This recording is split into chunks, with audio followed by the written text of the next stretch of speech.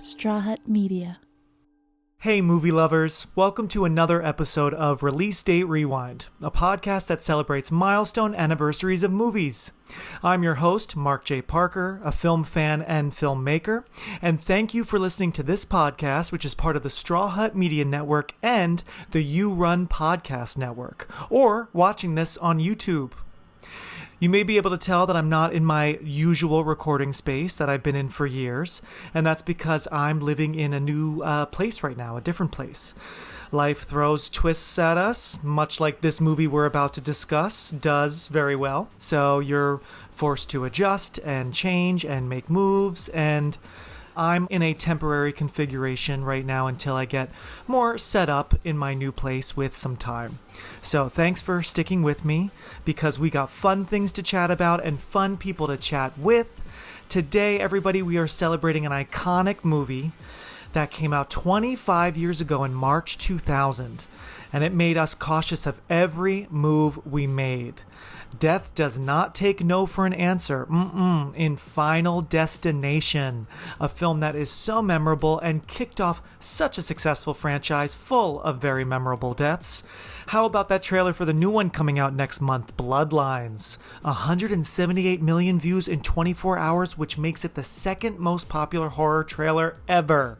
Wow. So grab your friends, wear your late 90s high school outfits, and if you'd like to watch or rewatch this movie before continuing, it's currently streaming on Max in the US, or you can borrow it from your local library, rent it, etc. All right, class of 2000, Flight 180 to Paris is now boarding, and it's time to rewind.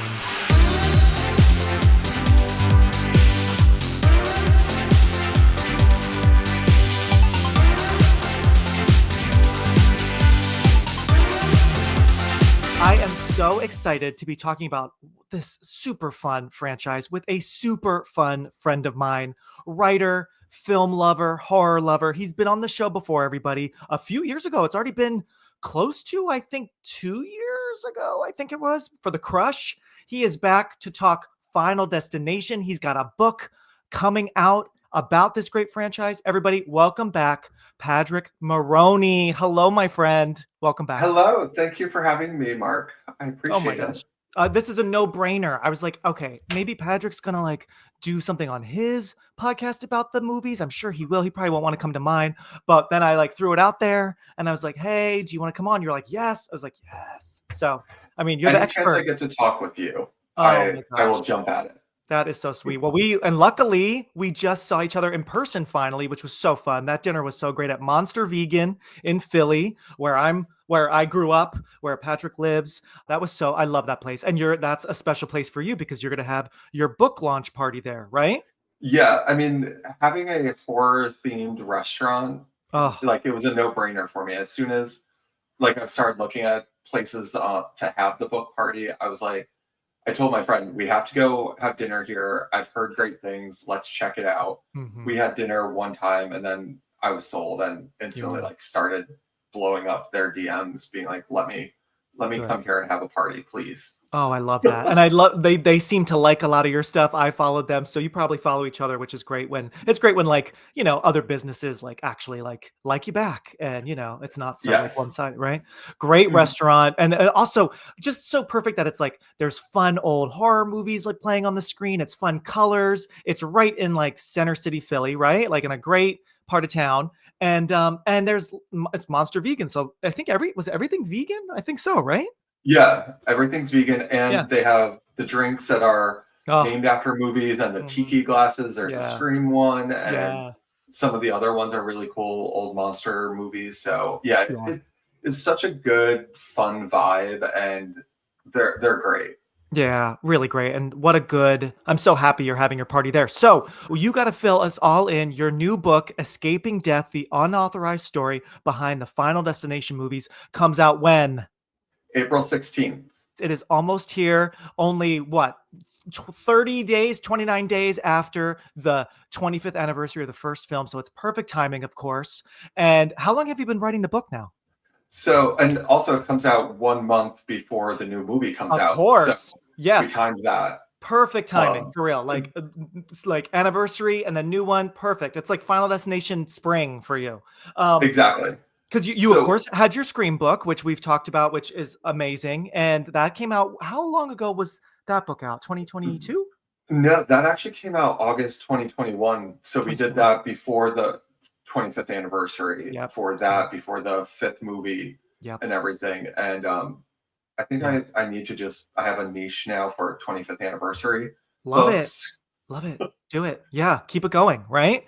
And Yeah. so like how long once you got that book out, when did you know Final Destination was going to be your next focus? It took a little bit of time, or did you kind of N- always have that idea? No, actually, so my publisher came to me with an idea for another franchise before the Scream book came out, and it wasn't anything that I was super passionate about. Mm, So I kind of, a month later, came to him and I said, look, Scream is, this meta kind of highbrow slasher. So taking that into account, the Final Destination movies are a high concept franchise that have traumatized an entire generation. uh-huh. Like anyone that's under 40 knows these movies, whether they watch horror movies or not. They Mhm. at least know the opening scene of the second movie. I actually just, at work, we were talking about this, and our director didn't think his kids would know, and we were like, yes, like we guarantee it. And Oh yeah. he came in the next day, he's like, yeah, they don't watch horror, but my son knows.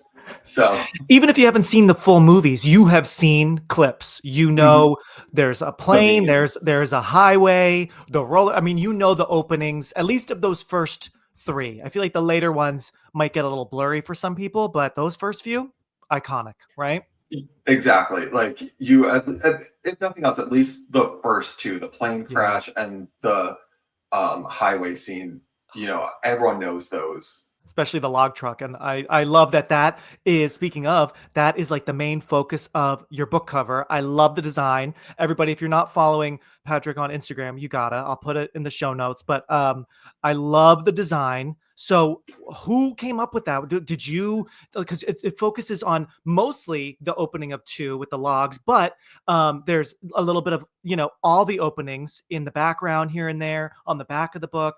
So who came up with that? Were you thinking like to incorporate all of them, or was that the designer? Because it's beautiful. So it was actually a really collaborative process. And before I go any further, I have to say, huge shout out to Craig Perry, who is the producer of the franchise. They call him the Godfather of Final Destination, and he has been so helpful and trusting and just really collaborative on this Mhm. whole project. And Wow. so I was talking with the designer, and the issue with Final Destination versus when we work on the Screen book is there's not really iconography with Mm, Final Destination because there's no personification, which I'm sure we'll talk about later. yeah. But so it's what will people think of that will draw them in to something about Final Destination. So when the designer first showed us the cover, and the designer is Stevie Clark. She's amazing, and Yeah. the original one was this truck with the logs falling off, and we're like, we love the style of this and everything, but it's a little too heavy on FD2. So Mm, we were like, what if in the background we had each of the openings, kind of alluded to, mhm. and we even have Easter eggs for all six of the movies across the front and back Amazing. cover. That's And amazing. I showed it to Craig. I sent it to him, and he was the one that came up with the idea. Instead of having truck logs falling off the truck, what if they were in the shape of a skull? Yeah. And I think that just took the cover completely to the next level, having in the background all the openings and the skull. It Yeah. was it was great to begin with, but it's a whole other level, I think. Yeah. Oh, it's so good. Because, yeah, you're right. This franchise, it is obviously so successful, so memorable. I mean, if you know it, you love it, right? But yeah, there's no real kind of consistent look or there's no mask, there's no consistent thing except for like the skull, just like death, we see those skull eyes on a lot of the posters, right? So yeah, might as well lean into that iconography of some sort of skull in the shape of something, right? It's so smart, so good. And the colors, I was telling you too, I was like, oh my God, like all these shades of blue, it's like creepy and cold and deathly. I love it. I love it. I give all the credit. I don't even take any credit for it. Like I made little things like about putting the things in the background, Yeah. for the other openings, but Stevie like got us to, halfway to third base before Craig and I even came to it. So, Cool. all credit goes to everyone else. I have no problem sharing credit on Yeah. everything. And plus that means I don't get any blame. There you go. Hey, that's true. In case there's something you missed, right? Well, it was a group thing. But yeah, Well, so the book, of course, much like your previous book, it all began with a Scream, which also had such an iconic cover with the mask, and I know that was amazing. And just another franchise that, of course, we have nerded out about. Scream is the best. But so when did you start writing this book, interviewing all the different people? I'm sure you reached out to, I know you reached out to actors, producers, so when did all that start? It's probably been a few years.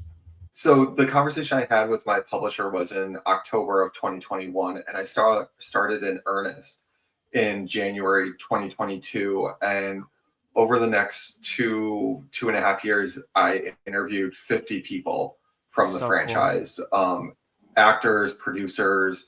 I have officially all the writers from the franchise, Nice. from Glenn Morgan and James Wong, Jeffrey Reddick, and in the first few movies, all the way to Guy Busick and Laurie Evans Taylor that are doing the new The one. new one. So it really covers the entire franchise from in front of the camera and behind to give people that, behind the scenes sneak peek and make them feel like they were there as these Mhm. movies were being made.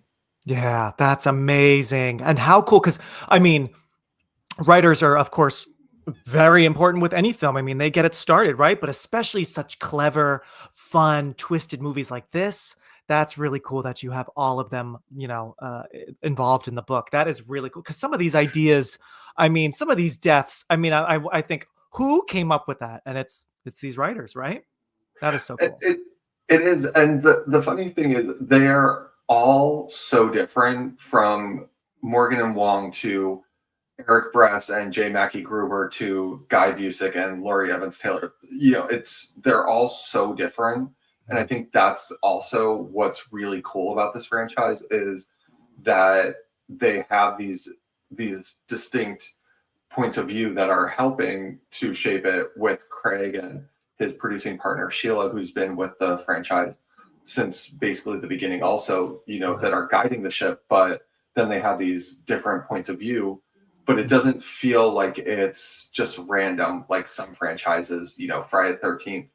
People Right. come in and out, there's no continuity. There's very specific continuity here that Yeah. Craig and Sheila have. And the writers come in, they all come from a place of loving the franchise and wanting to build off of it. Yeah, I love that.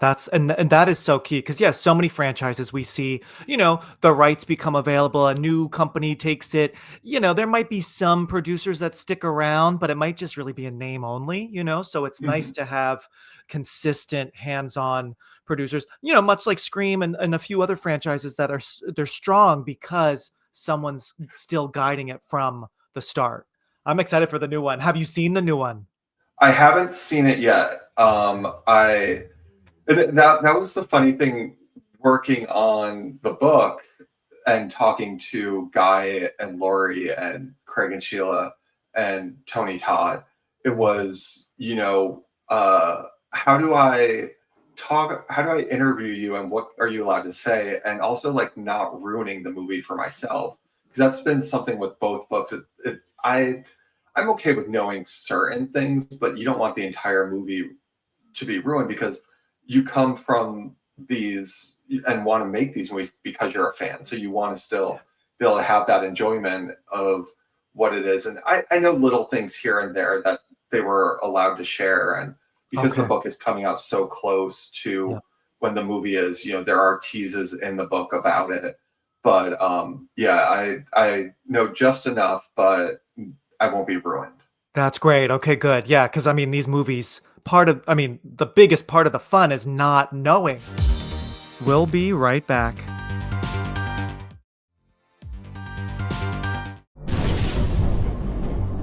I got this feeling. This weird feeling. How you doing? The plane can explode! It's not a joke! It's not a joke! It had been a while since I've rewatched this first one, although years ago, I almost wore my DVD out. I mean, I was obsessed. Friends and I, after the second one came out in theaters, I've seen all five in theaters. I'm going to see the sixth one in theaters, obviously. But after the second one came out, I was in high school, and friends and I we would make spoofs of horror movies all the time. House of Wax is coming up on their 20th anniversary with Paris Hilton, and we made a House of Sax Fifth Avenue. Anyway, but so we made a Dawson's Destination, and it was the characters of Dawson's Creek, going back to Kerr Smith, all dying one by one, and it was very heavily inspired by Final Destination 2 because we had just seen that. But yeah, I mean, these movies are such a part of our generation. And older, younger. I mean, they just are such, and I can't believe it's been 14 years since the fifth one. Oh my God. I remember seeing that like it was just a few years ago, right? Have you seen, I'm sure you're a big fan. Have you seen all of them in theaters? Yeah, I saw all five of them in theaters, and speaking of the last one, like the ending, to this day, I still remember the reaction of everyone in the theater freaking out when the surprise twist ending happens. Yeah. And it's been 14 years. Are we allowed to spoil things? Oh, yeah, yeah. Oh, yeah, we're going to spoil. Will everyone know what happened, or are people going to like hate bomb us because we spoiled that the fifth one's actually a prequel? Oh, yeah, that blew my mind. That I was not expecting.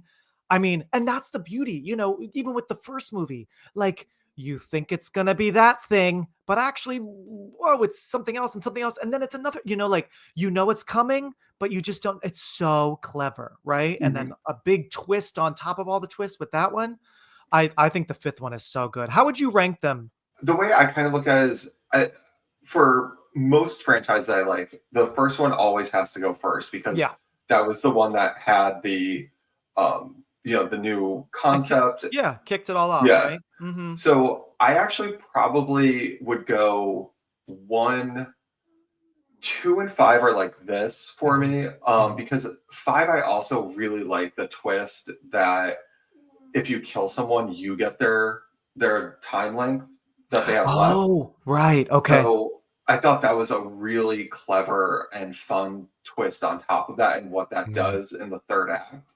But the second one, that opening scene, like and the second one also has just a lot of really good deaths. Oh my God. Yeah. Your clip that you posted the other day. I mean, like, oh my God. Yeah. If everyone's following Padraic, you'll see, at least as of this recording, every day this week for the anniversary week, he has been posting an iconic death scene from each film. And you picked some great ones. Those are so memorable. So memorable. Yeah. Well, and part of that was based on, from working on the book, what everyone said. Because honestly, like the fifth one, the LASIK eye one, just because so many people have eye things that like that one's always bothered me a little bit more than the gymnastics one. Yeah, me too. But the gymnastics one is great as well. Oh yeah, I remember.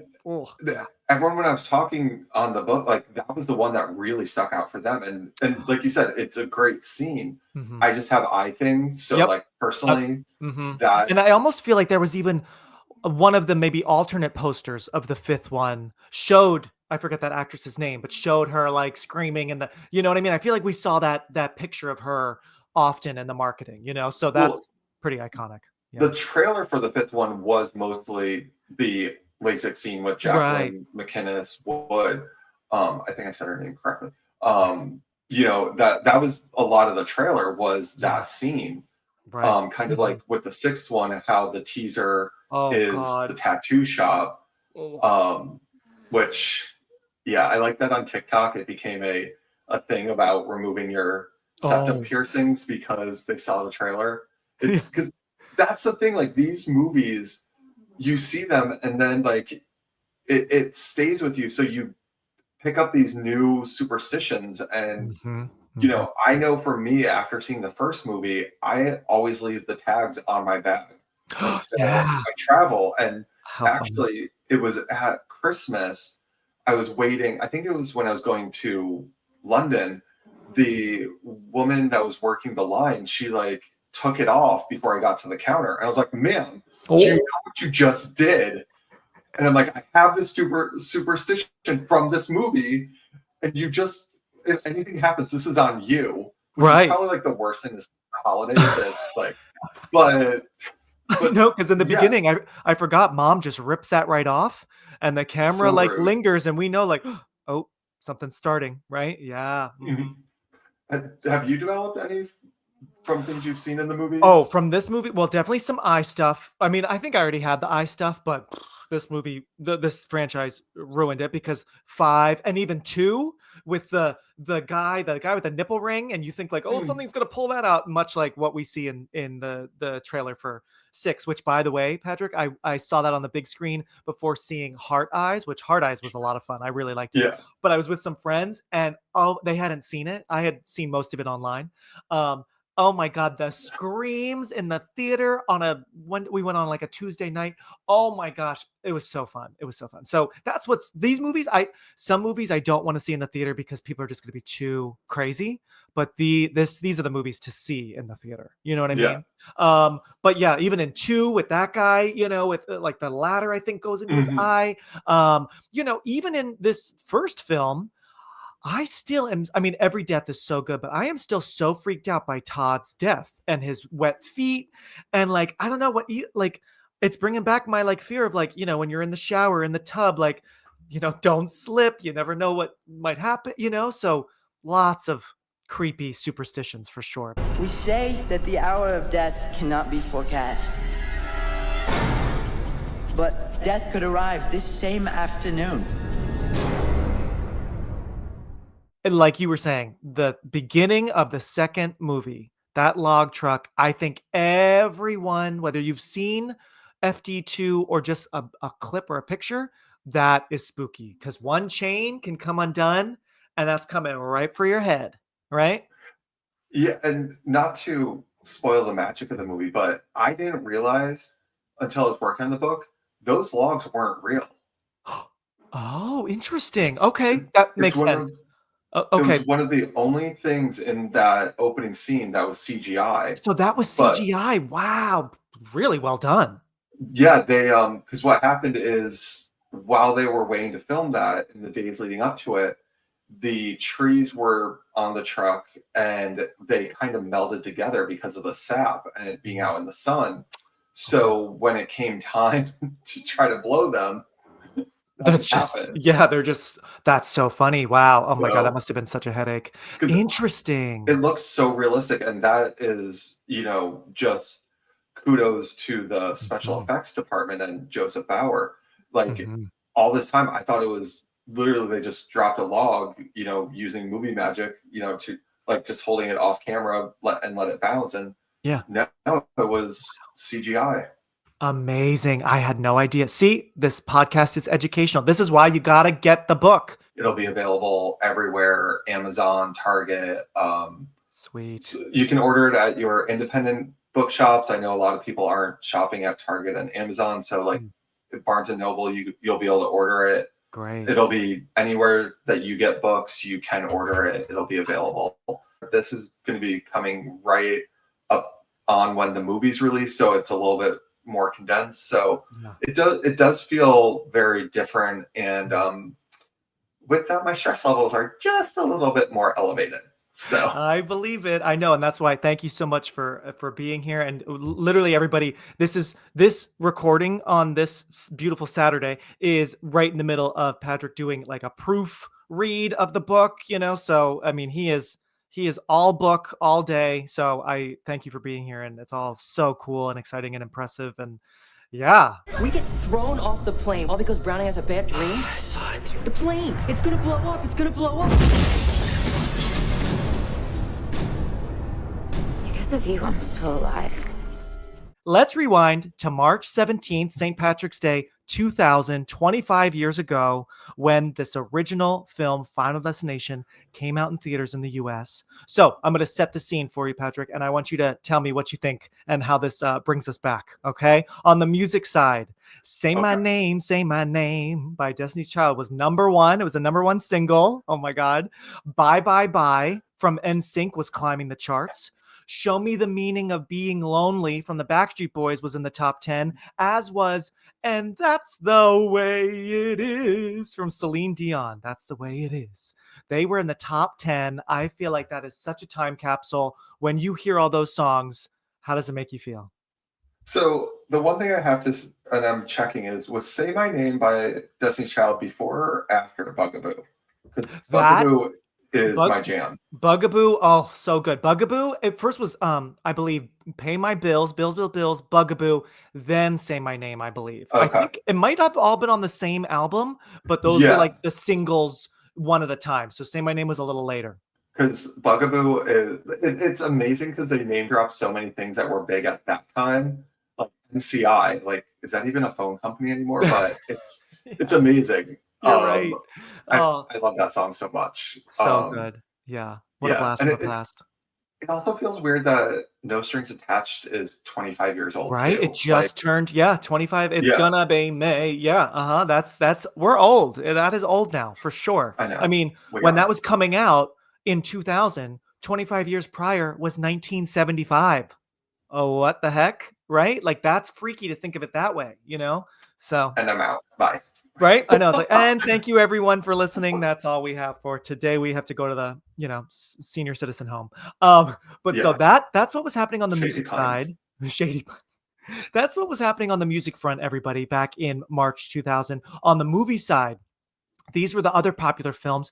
Final Destination opened to number 3. Ended up making obviously tons of millions of dollars worldwide, which is what set off the franchise. Opened at number 3. Opened behind another big movie that came out the same day, which was an awards movie, Erin Brockovich, with of course the one and only Julia Roberts. She won her Oscar for that one. Erin Brockovich, Mission to Mars, My Dog Skip, and The Ninth Gate, a supernatural spooky one with Johnny Depp. Those were in the top 5 or so films at this time. Now, Patrick, I'm going to throw it over to you for a second. In your own words, at least for this first film, in your own words, it can be brief. Tell us your own little log line. Haha, get it, log. Your own little, brief summary. What is Final Destination about? Because I am shocked to say I know some people that still have never seen this classic movie, and I told them you have homework. But in your own words, feel free to spoil. What is this movie? What is it about? Yeah, so I like to say that the original Final Destination is a bridge between the 90s slasher movies and the supernatural movies that were big in the early 2000s. Yeah. It's not a slasher movie, but it does kind of, bridge between the two horror subgenres that became big. And it's, Alex, played by Devon Sawa, has a premonition that a plane's going to crash. He freaks out on the plane, and him and some friends get off. And Death is not happy about that. So he's like, bitch, I'm coming for you. And starts picking them off one by one. So they have to try to find out how to beat Death. Yes, absolutely. Yeah. And on this latest rewatch, because like I said, it had been a long time, and now I'm such an adult. I'm older, and I'm like, oh my God, poor Alex. He is so stressed. He's stressed from the get-go. He's already superstitious and has anxiety with flying and all these signs. And it is just getting worse for this poor kid. You know what I mean? I was like, oh my God, parents, get him some medication, some therapy. Like, I need to see him trying to relax. I mean, it's stressful for him. It's stressful for all of them, but then when they're all looking at him like, am I next? What do you see? And they're all so mean to him, except for Clear, which for years I thought her name was a normal person's name, Patrick. I thought it was Claire. I'm like, oh my God, it really is Clear? But fun fact, she was named after one of the assistant to James Wong and Glenn Morgan. Their assistant's name was Clear. Wow. So, but I think that's a very common misconception that a lot of people have. They think she was Claire. Right. but unfortunately that was Molly Ringwald and she's not in this movie. True. There you go. No Molly, no Claire. But yeah, for years I thought her name was Claire, and then I forget. Must have been later in maybe high school or college. I was like, wait, her name was Clear, and her last name is Rivers. So Clear Rivers. Okay. I mean, drag name. I think that could be a great drag name, right? If it was a drag one though, it might be Not So Clear Rivers with the brown wig. Ah, yes. You're so right. Yeah. Not so dirty Rivers. I don't know. In death, there are no accidents. No coincidences. And no escapes. Did it happen again? Did you see Todd die? I love how short this movie is because it doesn't feel short. It feels like a really nice pace. Nothing is too rushed. But when I put it on the other day, I was like, oh wow, it's only like an hour and 38 minutes. I thought there was more meat to it than that. Like there's no time wasted, I don't think. Do you agree? Yeah, all the movies in the franchise, the first 5 are all right around an hour and a half. They keep the pacing going because death is a very vengeful entity. Like it just, once you escape it, like it's like no, like it's time to go. And like especially like the second movie, it's like a run and gun action movie. Like you really don't have much of a chance to catch your breath. And actually, the first movie, they found after Terry gets hit with the bus hit, they actually had to extend the next scene with the Alka-Seltzer that Alex puts in the drink because during the test screenings, audiences were like still gasping and everything. So like they were missing the dialogue that was coming. So they had to keep extending it so that people didn't miss anything. That's amazing. Yeah, I remember that moment so well. I saw this in theaters with my dad, either opening night or definitely opening weekend. And I still remember that death, her death with the bus, where she says, you can drop fucking dead or whatever she says, right? Mm-hmm. Bang. Yep. I mean, we all were screaming and laughing, and probably for a full, 30 seconds at least, right? So that is so cool to hear that they had a quick, spread it out a little bit, or else, you're going to miss some stuff. And it's funny because I noticed that rewatching now at home without an audience, I'm like, okay, we're really doing a couple shots of Alka-Seltzer. Like he's doing it, she's doing it. Like, okay, but I get it now. Yeah. You gotta draw it out a little bit for people to settle down. That is so cool. You got to remember back in 2000, I mean, DVDs and videos were big, but like it was still primarily seeing things in theaters. It was different than now. So they really had to make it so that the audience in the theater could see everything. They weren't as concerned with home viewing.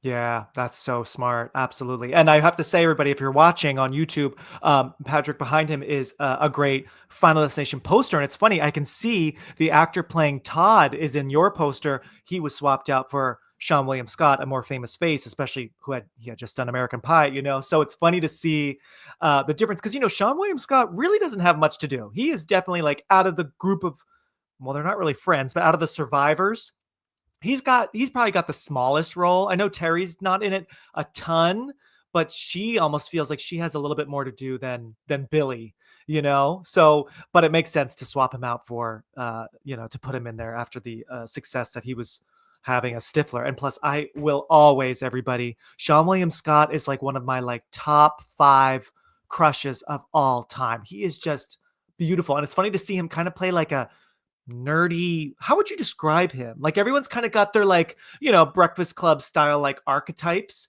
except like Billy, I'm like, well, you're like sporty, you're like a sporty nerd.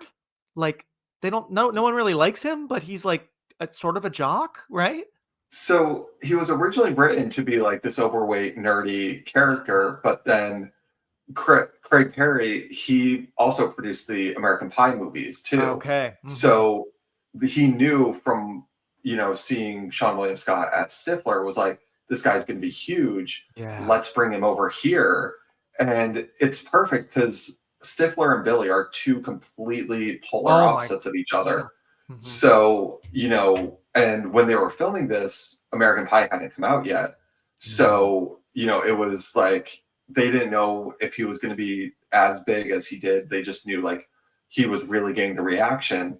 Yeah. And so put him in this, he's going to show off his range. Yeah. And I think, yeah, like it was perfect. I mean, even like you said, Terry, Amanda Detmer really hadn't done much either before this, you know, and Ali Larter had only done Varsity Blues, but she was again against type from being Darcy with the whipped cream bikini in Varsity Blues, which I mean, how many of us were like, let's just wear out our DVD when no one's home to that, you know, versus here she's a little more meek and she's got like the darker hair. So, you know, she's serious, you know, things like that. You know, they did really well. John Papsadero, who's a huge casting director, did this, and talking with him, it was, you know, they got such a good cast. And actually, speaking of Ali Larter, one of the things we talk about in the book, which I think people that know this series a lot knows,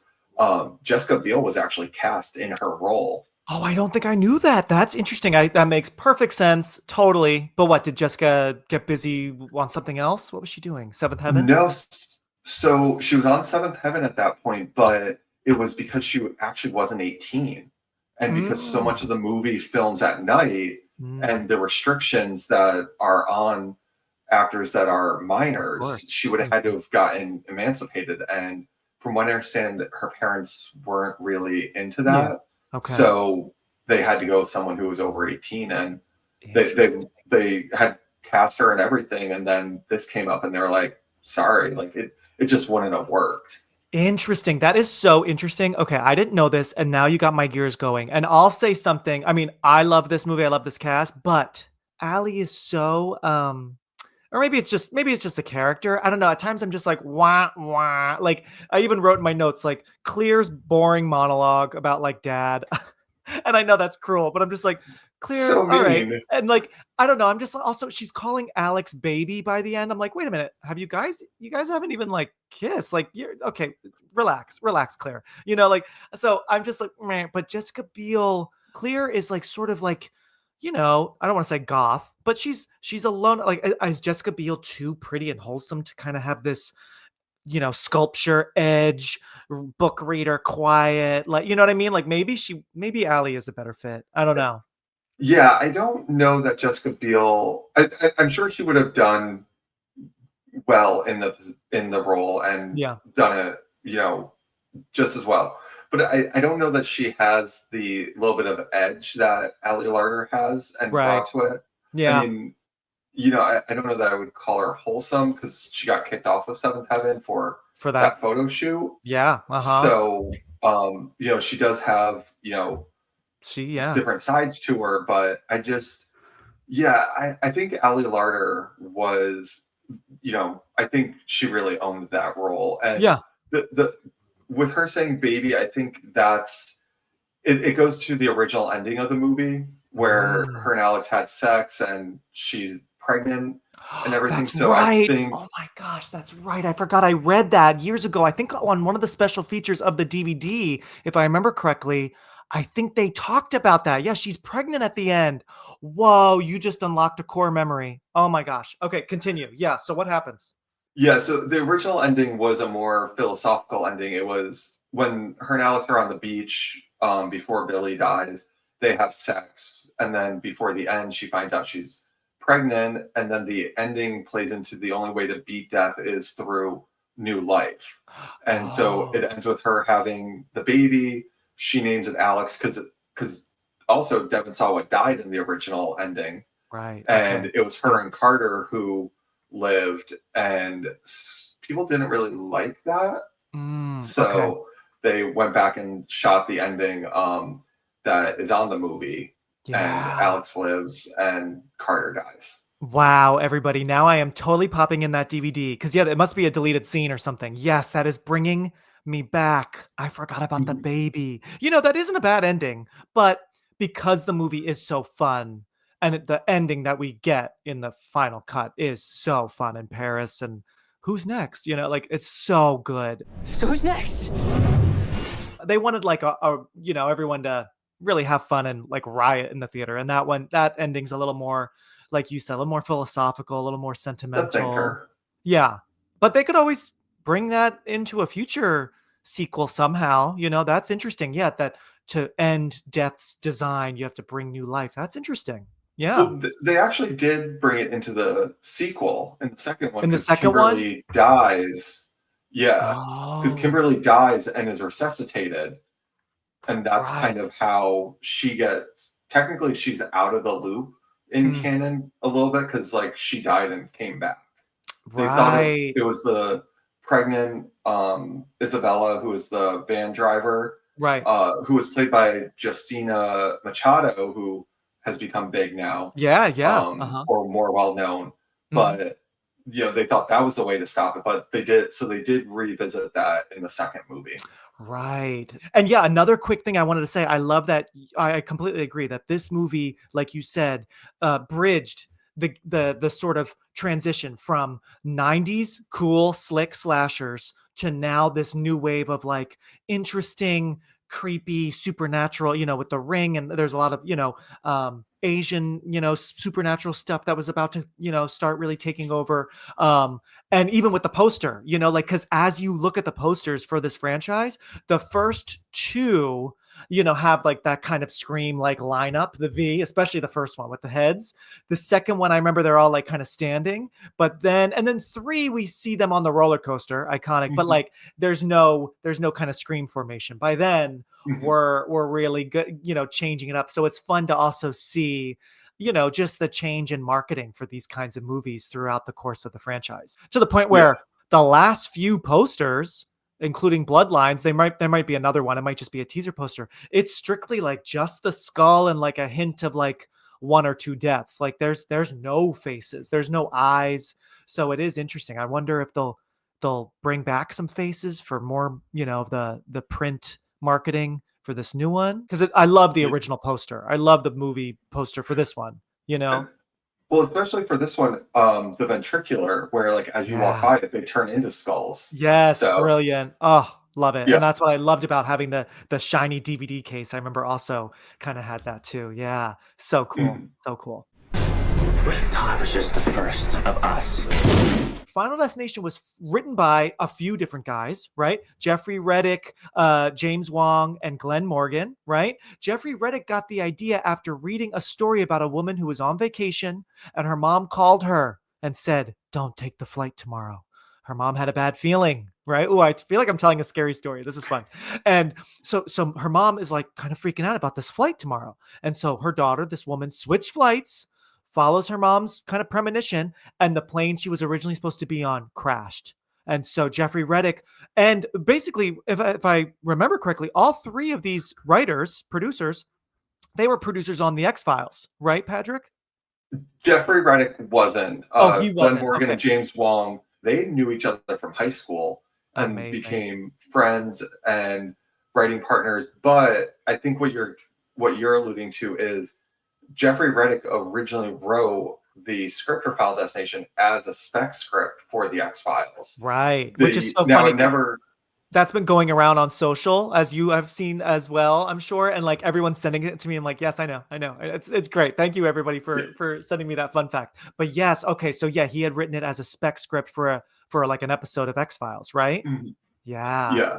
And in the book, I get into what that plot was, and Glenn and James never knew about that at the time.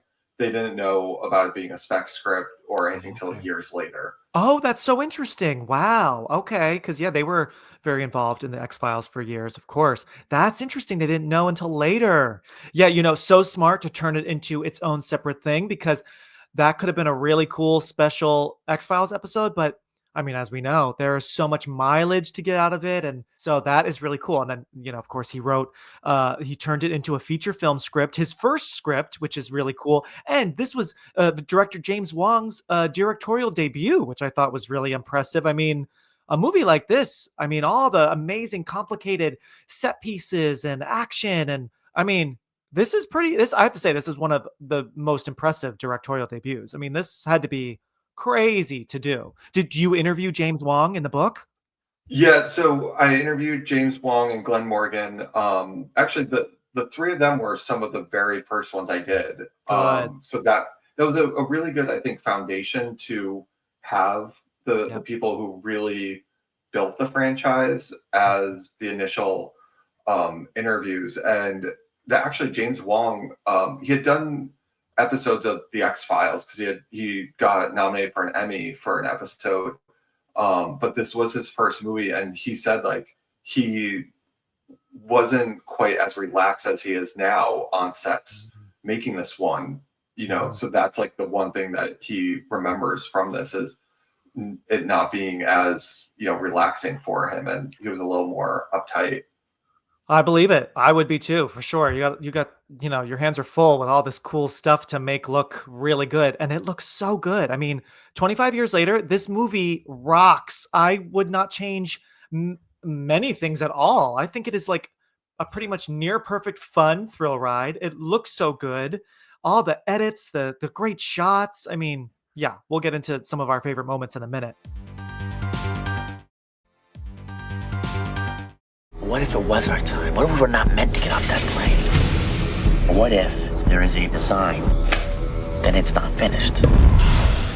Yeah, so he turned it into a feature script, and then I guess New Line Cinema, helped him develop it, brought on, Wong and Morgan to, I guess, I read online, like update the script to, regular shooting script standards, since it was his first screenplay, right? Well, so that, and I don't want to get into it too much because I also don't want to misspeak, but it's something that we go into in the book. So Jeffrey wrote the treatment, and then he wrote a draft, and then Morgan and Wong were brought on, and they read maybe the first couple pages of the treatment, and then they wrote their own script, and they're the ones who brought in the Rube Goldberg mousetrap type of thing. Okay. And it was because of them that actually also death wasn't personified, because the studio wasn't fully on board with not having a visible killer. Interesting. Okay. So Morgan and Wong, what was conveyed to them through the studio was that there would be a person, or some kind of visual representation. In the original script that Jeffrey wrote, and he's posted online because there's been debates about whether death was going to be personified or not. Death, it was more a Nightmare on Elm Street-ish, where I could see that. Could manifest, death would manifest things, and it played on their guilt of surviving. Okay.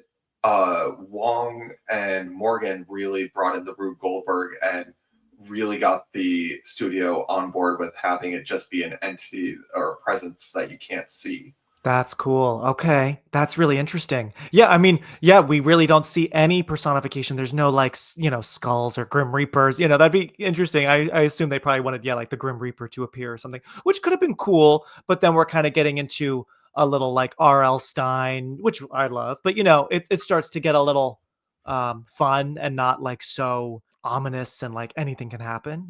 Everyone basically sees like that death shadow, in a reflection or come over, you know what I mean? Which is pretty cool. It's definitely creepy for sure. That's interesting. Yeah. This is a message or something hinting at a design. We will die unless we find the patterns and cheat it again. Our star, Devon Sawa, I mean, one of his biggest movies, of course. He had just been in Idle Hands. That was his one of his last movies before Final Destination came out. That's a classic one that I guess they're now remaking, rebooting. We'll see. I mean, it wasn't a huge hit back then. I didn't even know if it was that beloved now as a cult classic, but I guess so. So Idle Hands. Yeah, we'll see, right? Ali Larter, like we mentioned, she had really broken out in Varsity Blues. She just before this she was kind of in a little bit of a Scream Queen thing going on because she was also in House on Haunted Hill, the remake. That was in late 99, so a few months prior. And then our third lead, I won't talk about every actor. I mean, they're all so great, but our third lead, the names on the poster. Kerr Smith, what a cutie. He was filming, of course, Dawson's Creek. And I believe this came out just 2 months. It was season 3 of the show. He was about to make history as his gay character Jack kissing another man on TV. That we had not actually seen a kiss between two men on broadcast TV until May 2000, I believe. So kind of a cool time for him. And that was a conscious decision by him, having played Jack for a season, filming this in the hiatus between. He was looking for a role that was the exact opposite of Jack, like we were talking about with Sean William Scott and Ali Larter, really playing against type because, like you said, two guys kissing on TV hadn't been done. Playing a gay character was still a really big deal back then. I feel like it still is now, but back then, especially, he was young, wasn't really known before Dawson's Creek. So like it was a big thing. So he was making conscious efforts to really, again, show his range and what he could do in different roles. And again, going back to John Papsideris, just like really nailed it with getting these actors that could show all the different sides and play against what people would think of them and would walk into the theater like with their preconceived notions. Absolutely. It's great casting because everyone most of them from something else, but they're also, and like Devon Sawa, I have to say, is one of the few leads of a horror movie throughout the years of horror movies that actually looks like a high schooler.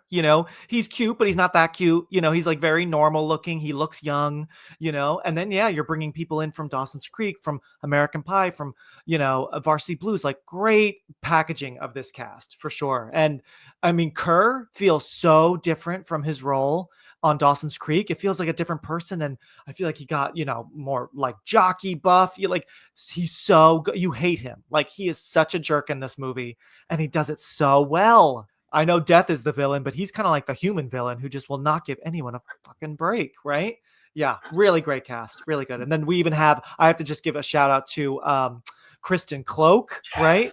Oh my gosh. As Miss Luton, a very sassy teacher, and of course she then worked with her husband again, Glenn Morgan, in Black Christmas, the remake, which I love. She plays these sassy scream queens. I really like her. She's got such a hard edge, and it's interesting because I think they could have easily had a more kind of typical high school teacher who's maybe just more of like a mom, but this teacher's got like some fire. She's cursing right off the bat when we meet her at the airport, right? She's telling this like weirdo religious guy to like fuck off. I'm like, oh, okay, right? What do you think of her in this movie? So I have to say, Miss Luton was always one of my favorites in this movie, and I interviewed Kristen for the book, and one of the first things I said to her, I'm like, this and Black Christmas, you come in hot in both those movies. Like, you are not like coming in like a delicate flower in either of them. But yeah, I've gotten to know her a little bit. I met her one time at a convention and just over DMs a little bit. And she's super sweet. She's just really great. And like, you can see that like there's so much depth that she brought to the role on top of the writing that was there, but like she really helped create that character into what Val became. Wow. Yeah, I believe it, especially, since her husband was so involved behind the scenes. Yeah, she really is a standout. I mean, like I said, that could have been played by a much, mousier, chiller woman, but she's got this, you're right, when she comes in hot and she stays hot until her crazy death. Oh my gosh, we'll get into the deaths for sure because I want to hear your favorites for sure. But can you tell us who else from the original movie at least you interviewed in the book? Do you want to spill those beans? So from the first movie, I interviewed Kerr Smith, Amanda Detmer, Daniel Roebuck, who played the agent that's investigating, and Kristen and Tony Todd. Yeah, Tony Todd. Yeah. Oh my gosh. Wow. Amazing. Iconic. That's so cool. That's great. That's a great group. Yeah. And I'm not going to spoil it. This is something people will have to pick up the book, or it might be online somewhere, but seeing who also auditioned for the role of Bloodworth really kind of blew me away when I saw and was told like who else it was. Ooh, fun. Oh, that's a good tease. Now I gotta know. Yeah, I mean, Tony Todd and his cameo. Wow. I mean, that is like the dream of cameos right there. He is so good as the I guess is he a mortician? He's sort of like they're in like a funeral home. So he's like what would he be called? Like, So in the fifth movie, he's wearing one of those like windbreaker jackets that says right? morgue. So Yeah. I refer to him in the book as the coroner. The coroner, Um, yeah. Hmm. and I'm not going to spill this either, but everyone has always been asking and theorizing what Bloodworth is, because how does he know so much about this? Right. And I found out, I asked him, and he told me how he played the character and what he saw, and I found out that he had actually not even told the filmmakers what he was drawing on. So I think that's an exclusive in the book of how he did it. And it's actually really cool, like where he was coming from with it. Nice. Oh, that's exciting. That's really cool. Yeah, he's great. And remind me, I know he pops up. Yeah, he's in 5. Is he in 2, 3, and 4? I think he's in He's 3. he's in so as Bloodworth, he's in all the movies except 3. Oh, he's not in But 3. Okay. no, so he's in 3 in voice cameos. He's the voice of the devil on the Oh, roller coaster and right. Yes, the yes. subway car at the end. So he's Okay. he's involved in all 6 of the movies, but he just wasn't Bloodworth in the third one. Gotcha. Yep, I Oh, remember sorry. his voice now. Sorry. Mhm. The fourth one he was not in at all. That's the only one he wasn't Okay, in the at 4th all. one, he wasn't in at all. Interesting, Yeah. and that's why, in my opinion, they're all great, but the 4th one is probably my least favorite. Going back to the ranking, I agree with you. 1 and, like, 2 and 5 are, like I guess I would go 1, 2, 5. I don't know. 5 is so good, but 2 is so good. So, yeah, that, and then probably 3, which I love as well, and then 4 is just the one I think about the least. You know what I mean? In the book, you can read about the troubles Ah, behind the scenes with 4. That okay. they were facing a lot of obstacles, um, Interesting. which I think my hope is that it's not going to change people's opinions about the fourth movie, but I hope that reading this, people will say, okay, I understand it a little bit better now. And it Interesting. it wasn't, it's easy to blame actors or the writer or the director or because it's usually those 3 groups of people that get blamed. You're Mhm. usually not like, well, the cinematographer screwed this up or Right, right. something. And I think when you read what was going on at the time, that it was just a perfect storm of issues that the production was facing that Interesting, okay. they were trying to overcome. Okay, interesting. Yeah, the post you made the other day of the death from the 4th one, yeah, I would say out of all of them, that is the most memorable. That is quite gross and, stressful, and it was, it was nice to see Nick Zano in a bathing suit, but, yeah, that's a tough one for sure. Oh god, I squirm. I'm squirming right now in my seat just thinking about that death, so, yeah. You're listening to Release Date Rewind, which is now part of the You Run Podcast Network. Check out other pods that are part of this community, ranging in topics from movies, true crime, horror, public figures, and pop culture, all at yourunpodcast.com. Also, everybody, my latest short horror film, it's a horror comedy, Casting Kill, is now available on YouTube. So if you haven't seen it yet, I would love for you to check it out. If you want some laughter with your blood, I think you'll enjoy Casting Kill. Don't you do a background check on these people before calling them in? No. I don't even know how to do a background check, Kelsey. Do you? Now, Rewinders, it's not just Patrick and I who love Final Destination. No way. We have another passenger who enjoys squirming in his seat, and that's friend of the pod, Rudy Valdez. Here is Rudy to share his thoughts. Hey, Mark, it's Rudy. I just wanted to drop you a line to just speak a little bit about my love for the Final Destination franchise. It's just been such a guilty pleasure a comfort watch of sorts for so many of us. I mean, who hasn't been terrified about doing normal day-to-day activities after watching these movies? Who doesn't change lanes when they get behind a truck that is hauling tree logs? Like, come on. And roller coasters, we already like kind of have a little bit of fear anyway going to amusement parks or even getting on a plane.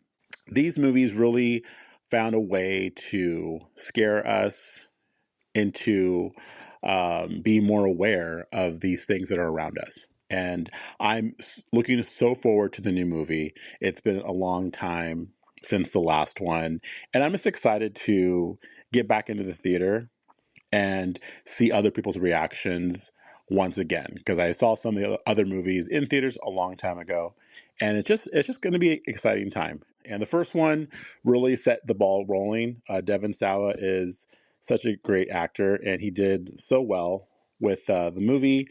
And yeah, so thank you, and can't wait to hear the pod.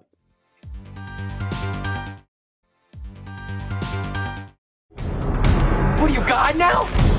He knows which one of us is next. You have a responsibility to tell me. I knew I should have hit on Tammy in the pool that time. Don't let it happen, okay? So what's your favorite death in the first movie? Okay, good. Speaking of death. All right, favorite death. I mean, this is tough because I really do think a lot of these deaths, all of them are so good. But obviously, Terry, Amanda Detmer with the bus. I mean, for the shock value, of course. But I actually think my favorite one in how drawn out it is and how shocking, because even rewatching it, I was thinking, oh yeah, I know what happens, but is it that?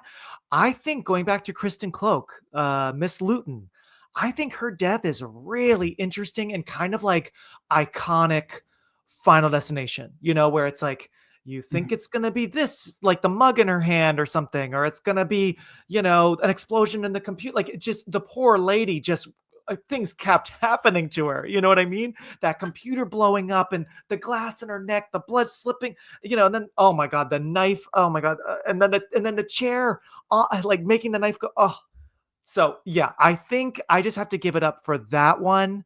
Again, I love all of them, but that one, just sitting here alone, I'm just like, so I think I have to give that the edge for my favorite one. But Todd's death is brutal. I think because that's like the first, post plane explosion. That's the first one where Death's coming back with a vengeance.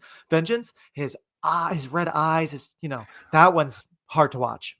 Well, so I think the thing with Todd's death also is with a lot of the deaths that you see, like Val Lewton, she dies 1,000 deaths. Like they kill her about 6 times in that scene. You don't see her actually like struggling and like suffering. And most of the deaths you really don't. The two that you really see the characters, really struggling and suffering are Todd and in the third movie, The Tanning Bed, the two girls. Oh God. I think that's what makes those deaths like, because like when you see like Todd's blood vessels and his eyes burst and stuff, it's you can tell that they're suffering. Whereas like Terry and Carter, it's very quick for them. And it's like that once it comes, it even the pool scene in the fourth one, he's stuck, but he doesn't really seem like he's suffering. I think that's why Todd's death really sticks out to people. Yeah. That's a great point. Absolutely. It's like, and his wet feet on the tub, and it's, I mean, just all the shots that went into that, his death scene. Ooh, yeah, it's brutal. I think I have to go with Val Lewin also, just because I think it is kind of a perfect encapsulation of the Rube Goldberg. It's like you said, the computer screen like would be enough to kill someone, but then like she comes back and then she gets the knife and she gets knocked to the ground, and then the chair, and it just that perfect mousetrap of things that and that's what Final Destination is great in. It's the lead up to these are kind of not, I don't want to say drawn out in a bad way, it's drawn out in a good way to build the tension, But then when like death does finally come, it's not usually like, again, where they're suffering for a long time. Yeah. And I think Val Lewin really captures that well in that scene. Nobody has control over life and death unless they are taking lives and causing death.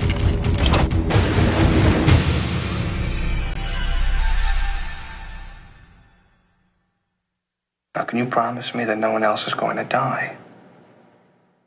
One thing I really love about this first movie is how, most of them are scared of Alex, and he shows up. It's really brilliant.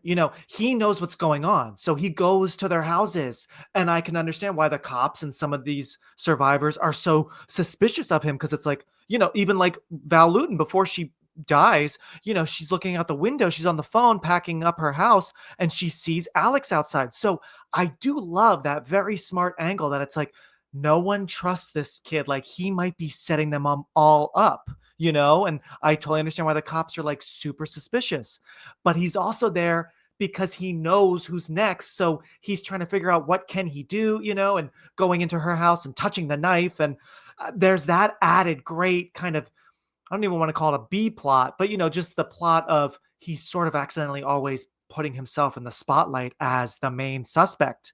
I think that's really great because we don't really see that as much in some of the sequels. That's kind of a special thing for this first movie. Well, and I think the other thing that plays along with that is the pitch black, dark humor that the movie has. Mm-hmm. And you made me think of it when you said that they were scared of him. Just the scene before he goes back to Val Lewin's when he is being interviewed by the cops. Daniel Roebuck turns around to his partner, and he's like, "You give me the creeps," and he just says it in this very deadpan way. And there's just these moments where you need like a little bit of levity with these movies because it is, a lot, and they have this pitch perfect way of adding humor in that you get that release also from being like constantly like tense, right? Where it's okay to laugh. Mm-hmm. Yeah, and that came at a great time, kind of splitting up the dread that's coming in for Luton's scene. Yeah, with the cops. Yeah, the one cop. Okay, let me see, because Daniel Roebuck. Okay, yeah, he's great. The other one, Roger Guenver Smith, I forgot. Mm-hmm. He has such a unique way of talking. He's so kind of like, he almost whispers. He's like, so that I even wrote my notes. I'm like, what's up with that cop? Like, he's just so like stoic at all times and quiet.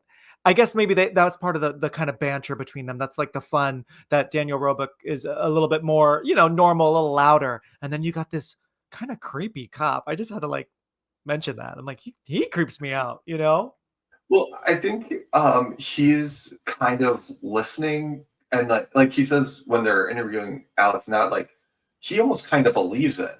He's kind of almost buying what Alex is selling, whereas Agent Ween is not at all. Like, he's like, this kid is crazy. Like, he might not be the one doing it, but like there has to be a better explanation. Yeah. So I think that's a little bit of why he's a little bit more on the quiet side. Yep, absolutely. Yeah. And it's not a death, but I've always admired the ending. I guess not I love the ending in Paris, but like, I guess the big climax at Clear's house, all these amazing, I love that shot. Inside the house, she comes through the window and everything's kind of exploding and sparking and surging. And, she's coming through, and that is really amazing. Like, all that technical stuff, that's a really cool finale. Then in the garage and what Alex kind of, we're not sure until we see him on the plane in Paris, landing in Paris, but he like electrocutes himself in a way to kind of skip Clear, and they're all kind of thrown. And I forgot that like the movie then kind of like fades, and it's like, wait, what's gonna happen? And then we know 6 months later he is okay. And what do they say? They say they're laughing like, oh, who knew we'd ever be on a plane again? I'm like, yeah, I don't know. I don't think I'd be getting on a plane to go to Paris, guys. I would just think like, you know what? That's just not in the cards for me. Maybe I'll go on a plane somewhere else, stay in the States. I don't know. Right. at least like take baby trips to build Yeah. up to it. I mean, Uh-huh. it makes perfect sense for an ending to a movie, like they're going to finish the trip, Right. It honoring is, their yeah. friends. Full circle. But Yeah. in real life, I don't know that like in 6 months' time, I would be ready to go over. It's like if you're on the Titanic, you're not going to go on a cruise 2 months Right. later. Like, You're so right. Oh God, yeah, forget it. Oh my God, that is such a great analogy. I'd be like, no way in hell will I ever step on a ship ever again, right? Wow. Yeah. unless Oh it's my to get God. the necklace, then I would. What if, I mean, this is like kind of blasphemous, right? But what if there's a future Final Destination sequel and it's set in the past? It's like a prequel to the prequel and it's on the Titanic. That it's dirty, it's wrong, right? But that's kind of so much fun. That's like, right? The survivors of the Titanic, now death is coming after them. So there was actually an idea that Craig Perry pitched Oh yeah. for a Final Destination in like medieval times. I did hear this. Yeah, tell me. So that was maybe going to be the sixth one. Am I right? Yeah, so it was back when like Game of Thrones was in its Mhm. heyday, and he pitched it to New Line, and they were like, no, it needs to stay contemporary. And Okay. he was like, they were completely right about it, but Okay. it was, and I that's the a cool thing about covering the entire franchise to date is in the end chapters I do cover, because there was also around the pandemic there was the EMT. Which I um loved that idea. I thought, I hope they maybe still use some of that for the future because I think that's a really interesting idea for people who are saving lives. Now they're, in danger. That's cool. and, Right? and that's and it was written by Marcus Dunstan and Patrick Melton, who from the Saw series Mm. and Feast and The Oh, Collector. yeah. And Yeah. they talked a little bit about them, and they're like, these movies are always about people who aren't familiar with death, but EMTs see it every day. Right. So like their reaction is going to be much different than Yeah. theirs. And so we talked about that and what the opening premonition was going to be. And, Mm. so people will really kind of get an idea, because some people actually that I've talked to still didn't know that it was moving away from the EMTs. They knew there was a new movie, but thought it was still the EMTs, because there was so much going Yes. on about it. And they haven't talked about what the new movie is and what the angle Right. is for the new one. Yeah, well said. Because yeah, there was a lot of buzz about the EMT one. I guess that was back announced in, God, I feel like that was so long ago. I feel like that was almost pre-pandemic, or maybe right around The, there. the, they started it like just before the pandemic, yeah, Yeah, like 2019, because they yeah, were looking wow. at the anniversary. Oh, of course, for the 20th anniversary. Yeah. Yeah, the medieval times thing, it's interesting. I remember hearing that and like, I mean, I'd be down for it, but it would feel different because, like even like what we're talking about, sparks flying, electricity, all that kind of stuff is so a part of these movies, like, a cup, so instead it would be like a chalice and like a torch, which I guess it could still work, but it would feel pretty different. Although, I don't know, I think that could be kind of cool to like, what if it's an angle of like the very first time this ever happened, kind of like the birth of death or something. That's kind of interesting, right? You Yeah. can read all about it, and I will Like, neither confirm or deny okay, I anything you say cannot plays into wait. that. All 287 passengers are feared dead. You saw this in the theater. Do you remember who you saw it with and what that experience was like? I am going to assume I saw it with my brother. Okay. He's a big horror fan, so a lot of the horror movies I saw back then were him and I.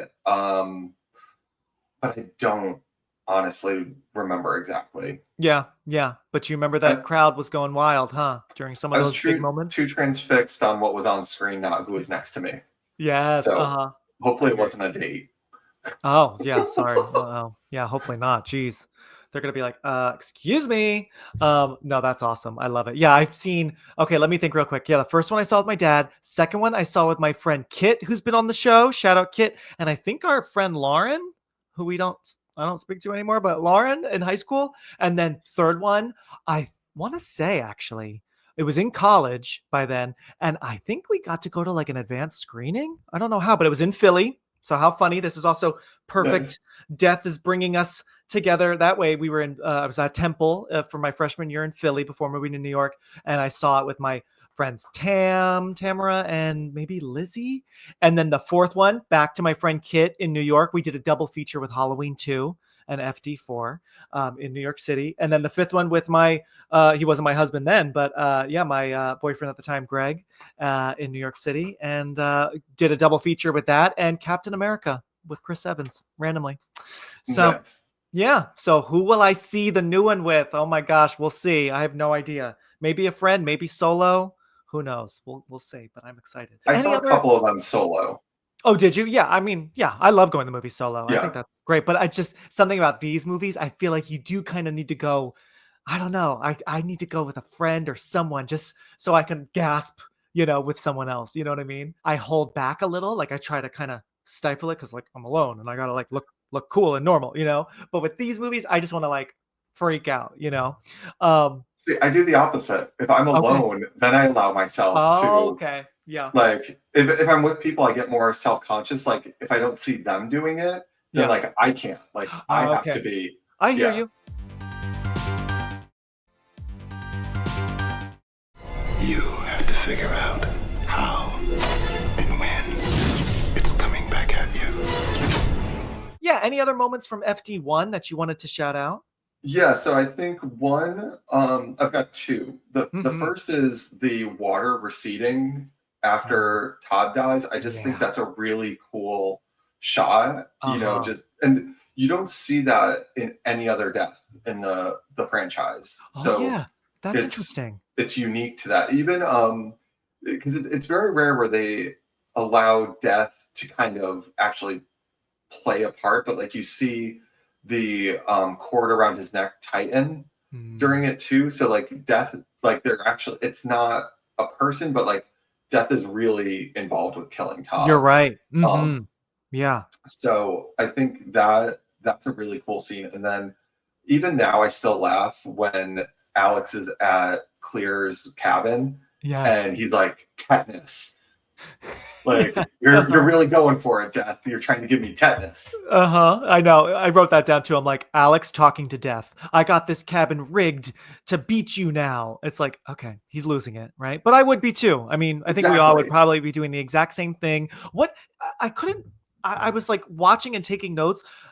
He's like eating like a yogurt. Is that what is he eating? And he like hates it. It's like, I guess it's supposed to be food that he won't like choke on. Is that what? Yeah. Okay. Yes. He's basically trying to make sure that there is nothing possible that could kill him. And I mean, that's like Clear ending up in the institution in the padded room in the second movie. Like it will just like, this has to do stuff to you mentally when you're constantly looking out for what is going to kill you, every day of every minute. Oh yeah, it makes sense. Yeah, but it is funny how I noticed that too. He like picks up an old like fishing hook or something, rusted, tetanus, good one. It's like I just have to commend the opening premonition. Like it is so.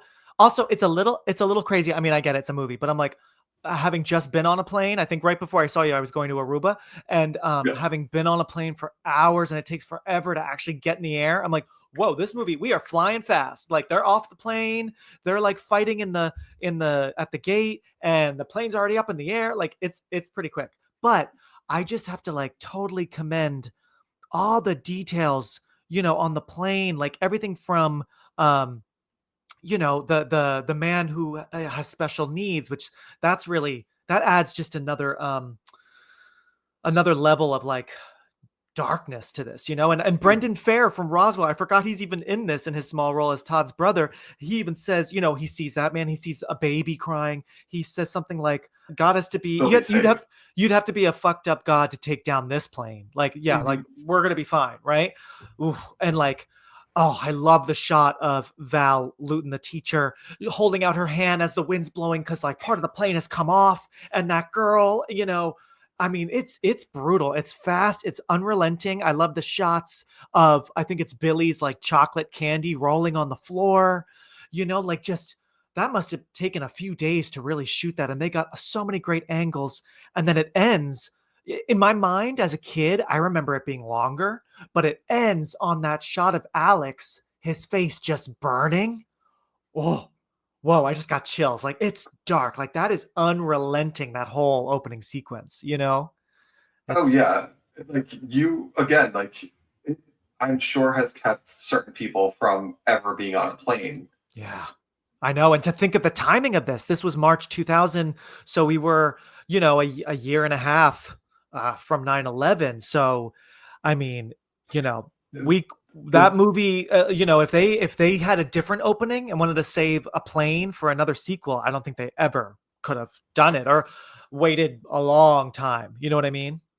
Yeah, it's something I think I mentioned in the book that had this movie come out a year later, Mm, it would have been a very different reaction. mhm, Um, mhm. I it unfortunately that was the world that we lived in, Yeah. but it's also interesting to see right before 9/11 how different airports were. Like they just breezed kind of through, and Oh, they yeah. cut some things out Mhm, that were filmed for the opening, but mhm. like it's nothing compared to what, like you said, well, what it takes now to get on a plane and everything. It's Right. very different than then, and yeah, there's so much that went into that opening, and Yeah. it's interesting because they were saying, you know, all the actors had to sit on that plane for days, and they Mm, were like, the reactions you see, like again, it was very practical. So they're like, yeah. sometimes those were like our legit like reactions to what was going on around us, and I think Glenn Morgan said at one point, like, yeah, we put them up there and then we just started throwing shit at them. Like, Wow. it just, Wow. the actors were really put through it. And they said Glenn Morgan said that he thinks the first one was harder to do than the third opening. Oh, And wow. Craig Perry said that those two were probably the hardest conditions for the actors. Interesting. Yeah, I mean, So ooh, upside down on that roller coaster, that did really spook me. 'Cause I love roller coasters. I mean, do I love them? They're a little much for me sometimes. I like them. I like some of them. But, ooh, after seeing that, yeah, there are some I'm like, imagine nah, right? Imagine riding that roller coaster 35 times in one night. Oh my god. Oh god, I hope they were paid pretty well. Oh, jeez. When you put it But like that, woah, right? one funny thing, also kind of looking at where we were at the time, Final Destination came out the same year as Castaway. Yeah. And so the filmmakers, they went and saw Castaway and they were comparing the plane crash scenes. Oh, interesting. Wow. Oh, that's a good social post. There you go. You can do a little side by side. I've only seen Castaway once. Isn't that crazy? I think I saw it. Yeah, I saw it in theaters that year and haven't seen it since. Wow. I don't think I saw it. You don't think you saw it with Wilson, his ball friend? Oh, I mean, I'd say check Isn't it it out. I mean, you know, it's isn't it kind like of 5 hours long? Like I feel like it's like super long. it didn't I don't I'll look it up. I don't remember it being like too long, but I mean, it's a lot of just Tom Hanks alone, like it's, With his you know, volleyball. right. And it's also crazy because that year, that summer, Survivor came out. So Castaway Mhm. came out at a perfect time, but it's interesting just to see like how thin he got. It is pretty long. Okay, you're right. 2 hours and 23 minutes for a movie mostly about a guy being alone. That's tough. Okay. But yeah, that's a good point. I want to compare plane crash scenes. I can't remember that plane crash scene at all like this one. Did they feel like they're happy with theirs compared to that one, or do they wish they did some things differently? Do you know? You can read the book and find out. Oh, okay. Okay. Teaser. I love it. Good. You're keeping us on our toes.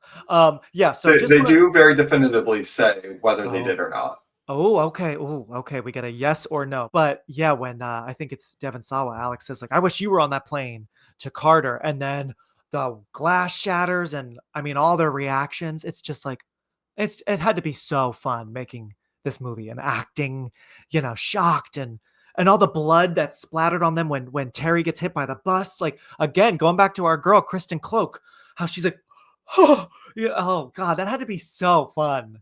Well, one other thing, I just want to give a shout out to the horror genre in general, especially movies like this. The actors are so good, and people, this has been in the conversation a little bit more after Demi Moore got nominated, but like the acting in horror kind of gets dismissed a lot, because they're like, oh, you're just running this or that, but like there's a lot that you have to emote, and I'm not saying that every actor that's in a horror movie is amazing, but and not every horror movie is amazing. But I think there's a lot of really good acting that happens in horror movies that gets just easily dismissed. And like with this, they had green screen, they didn't actually have a plane blowing up behind them on that set that they have to react to. And as practical as some of this stuff is, you have to actually be able to emote. And Tony Todd being able to get all that information out, that's really exposition.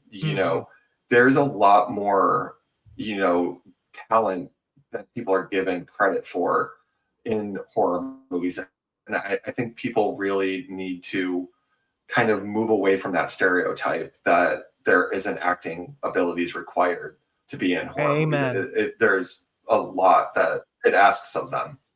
Amen. Well said. Absolutely. And how exhausting, not even the, like when you're running around or whatever, but just, like to cry, to be shocked and, pant. Like, I mean, having to do that multiple times and make it really, be believable and react to something. Believable.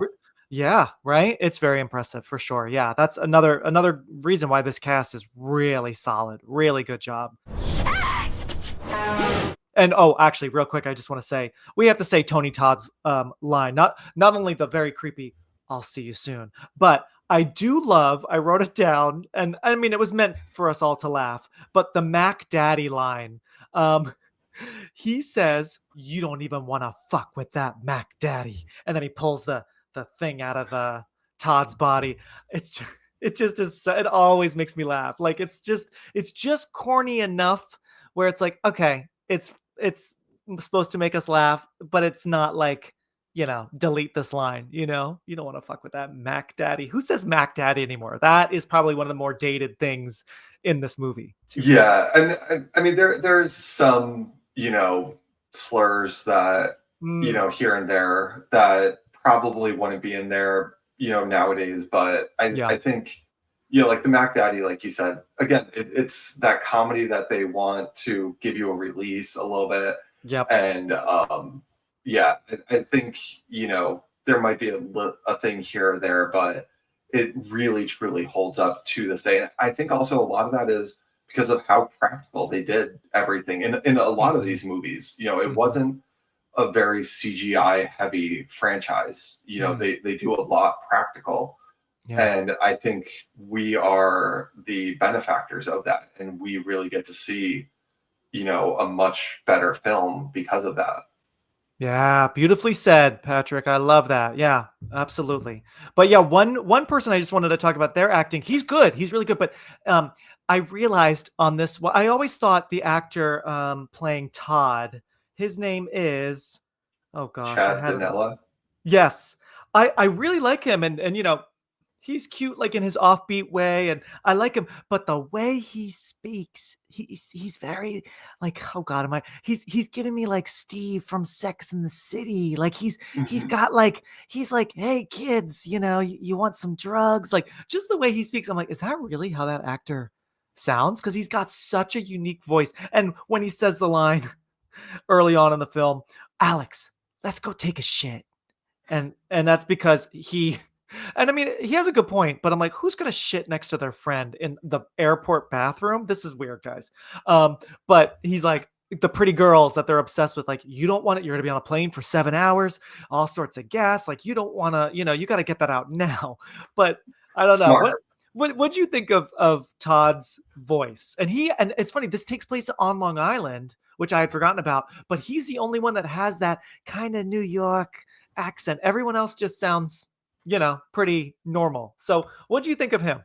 Yeah, so I didn't know him before the movie, and Yeah. I haven't seen a ton of his Right. work after. I know he was in one of the Saw movies Oh, also, was he? Okay, and that's cool. he was in a commercial in the last couple of years that I remember seeing. Oh yeah, I saw that too. You're right. I remembered him. Yeah, so I don't I thought that was just his voice, Yeah. and it 'cause, like, you can tell sometimes when, like, people are doing an accent like Madonna, Right. you can Yeah. tell and it sounds super fake. It didn't sound fake to me, so I just No. thought that was his voice. It might just be. Yeah, and if so, very interesting guy. I don't know. His voice is so like Alex, like, hey man. It's just it made me laugh. Alex, let's go take a shit. So why don't you take a shit by yourself? No, dude. Listen, okay? Listen, take some knowledge. We're about to board a 7-hour flight. The toilets and coach are barely ventilated closets, all right? If that. Now let's say halfway through the flight, right? Your body wants that airplane food out. You gotta go torque a wicked cable, and then right after you, like directly after you, walks in Krista or Blake. Dude, do you want them to associate you with that watery sting in their eye, that reflexive gag at the back of their throat? All right, last question. Your favorite death of the whole franchise. And it could still, of course, be from the first movie. What do you think? It's so hard. There's so many good ones. I mean, we've talked about almost all of them in the first one. Hmm. There's Tim's death in the second one that I think is really good. The 1-2 punch of Kat and Rory. Mm-hmm. Rory's might be one of my favorites just because it's so different. Mm. Like getting trisected. And Oh then, God, the yeah. tanning bed one is just gruesome. Oh yeah. It's not a death, but the car wash scene in the fourth one, I really like I with sort of Janet. remember it. I kind of Yeah, forgot like about that. I remember the escalator big, mhm. scene, but okay, car wash. Yeah, and that was actually in the trailer too, with like her head stuck in the sunroof. You're right. Um, Oh yeah. Uh-huh. Uh-huh. and then the fifth one, like we said, the gymnastics and the Mm. LASIK. So like I what I think what I need to do next year on social media, do like a Final Destination March Madness of the death Yeah. scenes. Oh my gosh, great And idea. I You think should that's totally next do that. year's. Next year, yeah. You're pretty busy right now, but yes, that's such a fun idea where all the deaths and we'll see who comes out on top. It's a tough question. I mean, it's so hard because you could have a favorite death of each movie, but then, oh God, to pit them next to each other, that's tough. The deaths are different for everyone. Like Mm, what your favorite one is going to be different from mine mm, versus that person. Everyone mm, has different ones that are their favorites, and there's deaths for everyone, which I think mhm, is, like in Halloween or Scream or Friday the mhm. 13th, like it's kind of widely recognized. Like, Yeah, Nightmare on Elm Street, Johnny Depp's death is probably the one that everyone likes the right. most, or Tina's, like Yeah, yeah. it's very like narrow what everyone agrees on. But these, like, it is the entire gambit of Totally. it That's all. a good point. That's a really good point. There's more than just like one or two standouts. Many of them are standouts. Mhm. Yeah. That's why I'm just like, it's really so impressive and cool that this is such a successful franchise, and that these writers get to really come up with wild. I mean, there must be pressure, like especially with this new one. Like, God, I mean, Guy Busick can do a lot, but I'm sure he was feeling some pressure to really give us some twists and turns. So I'm The, excited. the funny thing is, when I was interviewing his co-writer, Laurie Evans Taylor, who is the first female screenwriter in the franchise. Finally, that's awesome. That's And great. yeah, when I was interviewing her, she said, like, when they started out, they were like, how can we traumatize people, and like what things can we ruin for them? So like Yeah. they set out to like continue the tradition of Final Destination and just Nice. completely ruining everything in our lives. Oh God. Oh God. I'm gonna be cringing. Oh God. Hopefully nothing to do with like needles. Like I just can't handle the needles. That's my thing. Oh God. What? All right. Well, thank you so much, Padraic Maroney, for coming on. Any final thoughts you wanted to share that you didn't get to say about the original movie, about the franchise, about your book? The book is, like I said, to really make people feel like they were there. And it comes from a place of celebrating these movies. I think, I've always said, like, I don't think people talk about the Final Destination movies enough. The franchise has grossed almost $700 million off of 5 movies worldwide. It's one of the highest grossing horror franchises. And, if you talk to people, like, it's not one of the first ones that they come to mind with. It's not a Nightmare on Elm Street. It's not a Scream. But, how inventive they are and how much these movies have crossed over to pop culture and how much they just have stuck with our generation. And, I know people that, like, they went with their children to see them. So it was like a family bonding thing. These movies really are something special. And I just hope that, like, as people go see the new one and, hopefully check out the book, that they realize that about these movies and, like, what it takes to make them, because they're not easy movies. Everyone that works on them loves working on it, but it's not always easy to make them. It's a franchise that everyone knows and loves, but yeah, you're right. It's not talked about as like, oh, that's my favorite. You don't hear that very often, but it's so consistent. So that is interesting. I guess that's because there is no sort of personification of the slasher so I guess that does sort of help. But at least we have Tony Todd sort of as, he's not the face of the killer, but he's the face of the person who knows and deals with death, so at least we have him for these 6 movies. I think that we also should just give a shout out, like, Tony Todd, passed away end of last year, but, like, is in this last movie, and I think people are really going to enjoy seeing him on the big screen again, and one last time. Absolutely, especially in such a great fun horror movie. It's not just some like maybe bad or smaller thing. Like, yeah, so this will be really great, and I assume they'll probably say in memory of Tony Todd in the credits or something, right? So yeah, I know it's going to be tough for future sequels because I'm sure there'll be more. And you brought up a good point. Like, they made 700 million. I wonder why there was such a long gap. Well, I guess COVID definitely extended the gap, but I'm just surprised after 2011's FD5 that we didn't get one a few years later, because they were sort of like every few years. But it'll be tough not having Tony in FD7. I'm sure there's going to be a way to kind of do what they did in Alien Romulus. I won't say any more about that, but there's like a familiar face CGI, so maybe they'll do something like that, or his voice, or I don't know, something. R.I.P. Tony Todd. Well, thank you so much, Padraic Maroney. The book, everybody, the book, Escaping Death. Like he was saying, you can order it online, get it from whatever stores you want. Can we also get, it sounds like, not only the hard copy, but an ebook as well, probably? Yeah. It's in every format. It'll be hardcover, paperback, ebook. There will be an audio book.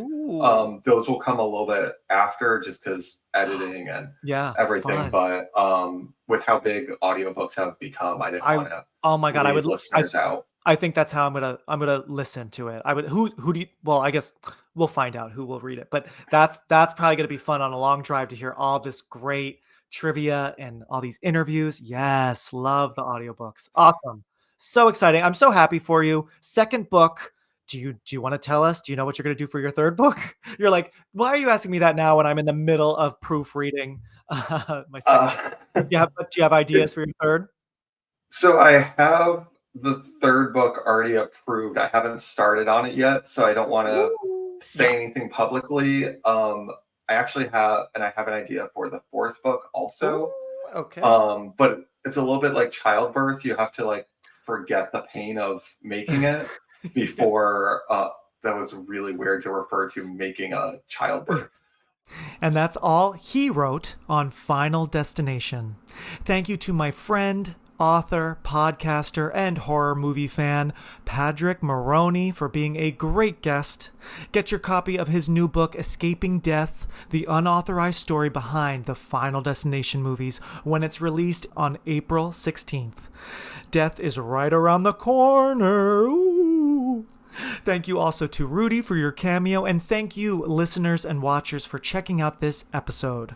Spread the word about this podcast, leave a rating and a thumbs up, pretty please, on YouTube. Thanks Straw Hut Media, Kyle Motzinger, Portland Media Center, and the You Run Podcast Network. Follow me on Instagram at Release Date Rewind if you're not already, to see more footage from this conversation and from this movie. And get ready for some very masculine episodes coming up later this month. We have American Psycho and Just One of the Guys. And like Tony Todd says, I'll see you soon.